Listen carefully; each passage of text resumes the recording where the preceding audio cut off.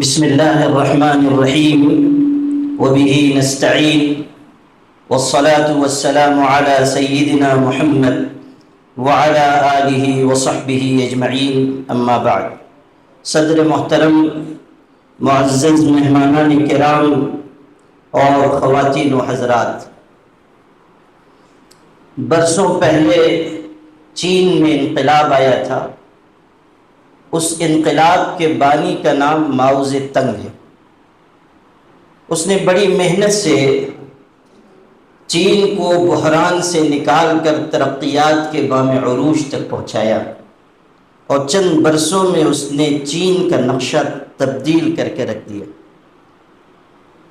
ہمارے پڑوس کے ملک کا ایک وفد جس میں صوبہ سندھ کے چیف منسٹر بھی تھے اور کئی بڑے اہم منسٹرز تھے، وہ گئے تھے اس انقلاب کے بعد، چین کی ترقیات کے بعد وہاں کا دورہ کرنے کے لیے اور ماؤ زے تنگ سے ملاقات کے لیے. جب انہوں نے ان ترقیات کو، عروج کے نقشوں کو دیکھا اور پھر چیئرمین سے ملاقات کی جس کو جدید چین کا بانی کہا جاتا ہے، تو ایک سوال اس وقت نے کیا تھا، پس منظر ذہن میں رہے کہ یہ اس ملک سے گئے ہوئے لوگ ہیں جو اسلام کے نام پر بنا تھا، جانے والے مسلمان، اور وہ شخص ان نظریات کا حامی تھا جس کو ہم کارل مارکس کے نظریات کہتے ہیں. جب اس سے یہ سوال ہوا کہ آپ نے چند برسوں میں اپنے ملک کو اتنی اہم ترقیات سے کیسے مالا مال کیا، تو اس نے ایک جواب دیا تھا جو اس زمانے میں انگریزی اردو کے اخبارات میں شاہ سرخیوں کے ساتھ چھپا تھا، وہ آپ کو سنانا چاہتا ہوں. اس نے ایک جملے میں جواب دیا کہ اگر آپ ہمارے ملک کی ترقیات کا راز جاننا چاہتے ہیں تو سن لیجئے، ایک جملے میں سن لیجئے کہ قرآن آپ لوگوں پر اترا تھا، عمل ہم نے کر کے دکھایا ہے. یہ بات میں اس لیے سنانا چاہتا تھا کہ تعلیمی پسماندگی کو دور کرنے کے لیے واحد اور اولین بنیاد اور اساس یہ ہے کہ ہم اپنے دین کی طرف اور قرآنی تعلیمات کی طرف لوٹ جائیں، اور ہم اس حقیقت کو اپنے ذہن میں تازہ کریں کہ یہ جو تقسیم ہم نے دینی اور عصری علوم کی قائم کی ہے، اس کے بجائے ہم اس تقسیم پر عمل کریں جو سرکار دو عالم صلی اللہ علیہ وسلم نے سکھائی تھی، ایک علم نافع اور ایک علم غیر نافع. جب تک ہم اس خلیج کو پاٹیں گے نہیں، اور جب تک تعلیم کی وحدت کا تصور ہمارے ذہن میں نہیں آئے گا، معاملات الجھتے جائیں گے.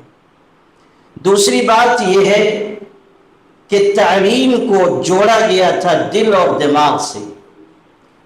جب اس کا رشتہ معدے اور مادے سے جوڑ دیا گیا تو صورتحال ہمارے سامنے ہے. اگر ہمارے پڑھانے والے اساتذہ جن کی ذمہ داری یہ تھی کہ وہ دست معصوم میں لوح و قلم دیتے اور نونہالوں کو قندیل حرم بخشتے، اگر ان کا ذہن یہ ہے کہ وہ پڑھا رہے ہیں اس لیے تاکہ ان کی دنیا بنتی رہے اور تجوری بھرتی رہے، تو سمجھ لیجئے کہ پھر ہم کبھی تعلیمی پسماندگی کو دور نہیں کر سکتے.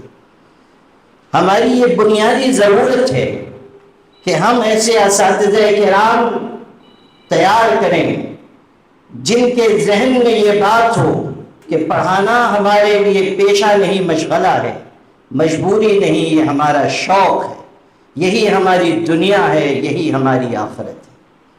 دوسری بات، ہم اپنے پڑھنے والے بچوں کو رغبت دلائیں کہ وہ تعلیم کے میدان میں قدم بقدم آگے بڑھیں، اور ہم انہیں امتحان میں محنت کر کے پاس اور کامیاب ہونے کا نشانہ نہ دیں، ہم نشانہ دیں کہ وہ تعلیم پا کر باشعور بنیں اور ان کے اندر علم اپنی اساس اور بنیاد کے ساتھ پیدا ہو، اور اس کے لیے جو ذرائع ہو سکتے ہیں وہ اختیار کریں. مثلا ہماری مسجدوں کے محراب و منبر سے جہاں یہ بات ہو رہی ہے کہ ہمیں نماز پڑھنی ہے، روزے رکھنے ہیں، زکوٰۃ دینی ہے، وہیں بہت اہمیت کے ساتھ یہ بات آئے کہ ہمیں تعلیم کے میدان میں ہم اپنے ہر بچے کو آگے بڑھانا ہے، اور یہ احساس اپنی قوم کو دلائیں کہ جب تک آپ تعلیم میں اپنے بچوں کو آگے نہیں بڑھائیں گے، اس عصبیت کا آپ مقابلہ نہیں کر سکتے جو اس ملک میں پھیلائی گئی ہے۔ فرقہ پرستی اور عصبیت کی ہر زنجیر کو کاٹنے والی اگر کوئی چیز ہو سکتی ہے تو وہ تعلیم ہے۔ آپ کی معیاری تعلیم آپ کی شناخت ہے، آپ کا تعارف ہے، آپ کا پہچان ہے، آپ کی پہچان ہے۔ اچھے اور معیاری ادارے قائم کیجیے۔ اچھے اور معیاری ادارے تجارت کی غرض سے نہیں، قوم کی تعمیر کے لیے، نسل نو کی تشکیل کے لیے، انہیں آگے بڑھانے کے لیے اور تعلیم کے جوہر کو لوگوں کے دلوں میں پیوست کرنے کے لیے۔ جس طرح ہماری آبادیوں میں مسجدوں کے مینار نظر آتے ہیں، اسی طرح اسکولوں اور کالجز کے گیٹ بھی نظر آنے چاہیے، وہ خوشنما عمارتیں بھی نظر آنی چاہیے جہاں تعلیم عام کی جائے، لوگوں کو مہذب اور مثقف بنایا جائے۔ اس کے لیے ترغیب کے جو راستے ہو سکتے ہیں وہ ہمیں اختیار کرنے ہوں۔ اپنے بچوں کو حوصلہ دینا ہوگا۔ بہت سے ہمارے بچے ہیں 10ویں جماعت تک پہنچتے پہنچتے حوصلہ کھو دیتے ہیں، 12ویں جماعت تک پہنچتے پہنچتے حوصلہ کھو دیتے ہیں۔ ایسے بہت سارے ہمارے طلباء ہیں کہ جن کی تعلیم ادھوری رہ گئی، ہم ان کے لیے راستہ بنا سکتے ہیں، راستے بنائے جا سکتے ہیں، بشرطے کہ ہمارے اندر درد ہو، ہمارے اندر فکر ہو۔ اسی کے ساتھ اگر وہ تعلیم کے میدان میں بہت آگے نہیں بڑھ سک رہے ہیں تو ہم انہیں ہنرمند بنائیں، ان کو معاشرے کے لیے ایک مفید عنصر بنائیں، اس کی ہمیں کوشش کرنی چاہیے۔ یاد رکھیے گا، اناڑی آدمی کو سانپ ڈس لیتا ہے اور ہنرمند آدمی سانپ کا زہر نکال کر اسے بیچ کر گزارا کیا کرتا ہے۔ ہنرمندی ہماری قوم میں آنی چاہیے اور باہنر لوگوں کو ہمیں آگے بڑھانا چاہیے۔ جن کے اندر ہنر نہیں ہے انہیں ہنرمند بنانے کی فکر ہونی چاہیے۔ اور ایک بات اور کہتا ہوں کہ ہماری تعلیمی پسماندگی، ہماری زبوحالی، ہم لوگ اس پر بہت گفتگو، بہت تبصرے، بہت تحریریں، بہت تقریریں کر چکے۔ اب ہم جس مرحلے میں اس ملک میں داخل ہو چکے ہیں جو فیصلہ کن موڑ ہے، یہاں ہمیں عمل اور صرف عمل کی ضرورت ہے، بجائے اس کے کہ ہم ظلمتوں پر گفتگو کریں۔ اگر ہم اپنے حصے کا چراغ جلا دیں گے تو وہ اندھیروں کے خلاف جہاد ہوگا، وہ اندھیروں کے خلاف ایک بہت مثبت عمل ہوگا، اقدام ہوگا۔ ہر آدمی اپنے اپنے حصے کا چراغ جلاتا جائے۔ اگر ہم 10 بچوں کو بھی کسی درخت کے نیچے بٹھا کر پڑھا رہے ہیں، ہم اپنے حصے کا کام کر رہے ہیں۔ اگر ہم 2-4 بچوں کی کفالت تعلیم کے لحاظ سے کر رہے ہیں، خرچ اٹھا رہے ہیں، ہم اپنے حصے کا کام کر رہے ہیں۔ اگر کوئی استاذ ٹیچر ریٹائر ہو گیا، ہمارے شہر میں کتنے ریٹائر ٹیچر ہیں، اور معاف کیجئے گا بہت سے اچھے کام اس میں سے کر رہے ہیں، لیکن اکثروں کو سوائے اخبار پڑھنے اور سوائے بہوؤں کو ڈانٹنے کے دوسرا کوئی کام نہیں، اسی کام میں وہ بیچارے مشغول ہیں۔ تیسرا ہاں موبائل تو بھول گیا، اور یہ صدیقی ہاں یہ تو پہلے نمبر پہ وہ تھا، وہ بھول گیا۔ اچھا وہ آپ صحافی ہیں، آپ کو لقمہ دینا چاہیے، حالانکہ لقمہ دینا ہم حافظوں کا کام ہے، لیکن کبھی کبھی فرائض بدل بھی جاتے ہیں۔ تو وہ جو موبائل ہے وہ تو آلے شیطانیہ، انٹرنیشنل آلے ضیاء وقت بن گیا، اور ہمارے تعلیم یافتہ لوگ بھی مشغول ہیں ایسے کاموں میں جس سے نہ ان کی زندگی کا فائدہ، نہ آنے والی نسل کا کوئی فائدہ۔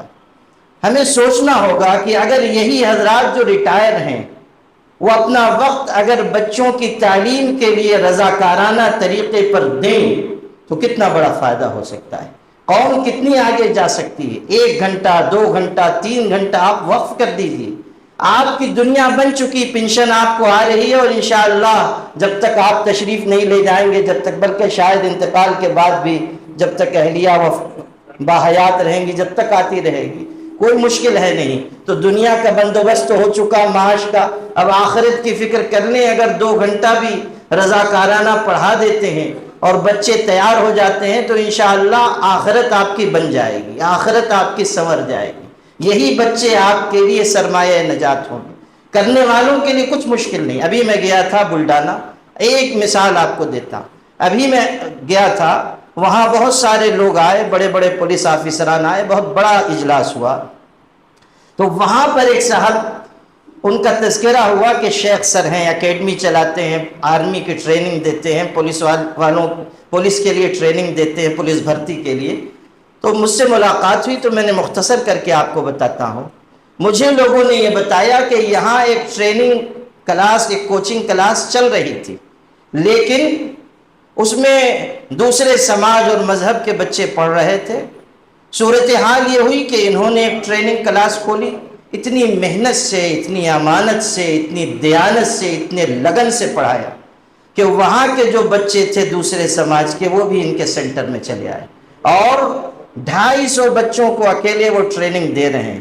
اور پچھلے سال ان کے ٹریننگ یافتہ 70 بچوں کا سلیکشن آرمی میں اور پولیس میں ہوا۔